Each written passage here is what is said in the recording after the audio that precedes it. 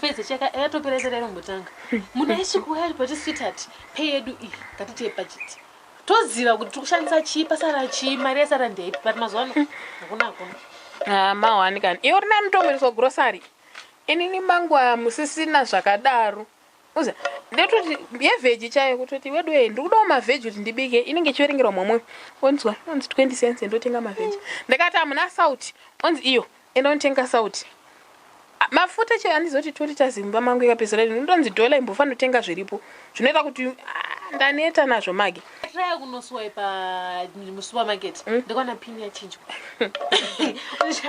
iwe munhu anonogeza akabata chikwama chake urunzwa kusada kuti ndingoziva kuti mune mari kana kuti anotambira mari musonoti katozonetsana abuda kuenda kubasa ndikona akunotora chikwama muletterbox kuviga chikwama muletterbox kana newo akatochiziva kuti chikwama chare panze zvakaoma patopona kuti maproblems atotanga ndasi anti mari ndeyangu ndinoshanda hazvinei newe izvozvo tiri marriage ana baba vedu chaiwo but ndosokwa zvakatangira zvinombotanga nhasi baba vangu akana murume akaomera magi no seriously because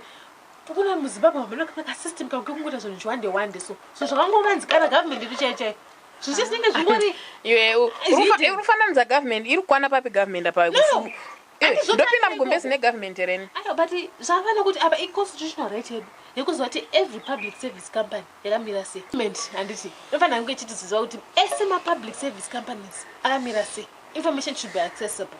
tikada kuti maparasitors ese mafinancial reports awo ari kunofanira kumaratidzwa wakamira sani taxpayer saka ndobhadhara tax kaini mari kanobvuzeka ike ndokana zvinhu zvezvinge zvichifamba because these companies are there for us ndedu tikada kuzoti anzi minister of health atambira mari I'm supposed ndinofanira kuudzwa watoti nai minister nekuti munoshandira public company saka ndoda kuziva kuti munotambira mari magika uri kutaura zvamisa president chayani salari yake chainofanira anotambira mari magika iti zvawataura ndazvinzi ini ndoda kutanga ndaziva peye murume wangu ndozoziva president murume womotangira kumusoro gomera kuti tivafambe kampani ikaiswa pajekerere kuti so mafanzi ari kupinda saishandiswa ukuku zvinoita mushi but kana zvisina kudaro zvakawandiswa ndozvakabrokesa sikukokezvo hakusisina aka zvechokwadi vanhu vaidya mari hapana zvinhu hazvisi pachena gonyeti kana zviri pachena munhu anoita zvinhu achivhunduka sati ndega ende zvinhu zvine wakanzwa nani aritaure